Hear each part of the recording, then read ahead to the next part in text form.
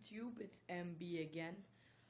So I've uploaded 2 videos to what happens when I step on a board, and they were the how to ollie video and the bet, which I lost to my friend. I actually got like my body really got fucked up, as you can see here.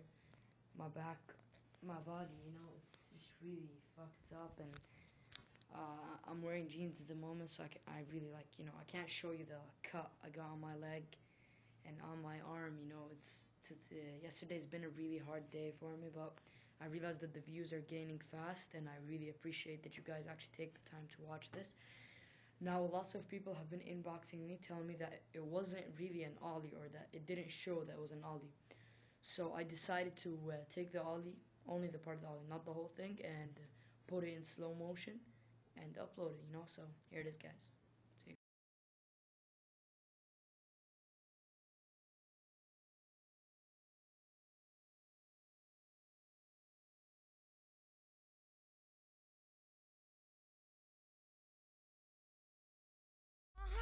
My hump, my hump, my hump, my hump, my hump, my hump, my hump.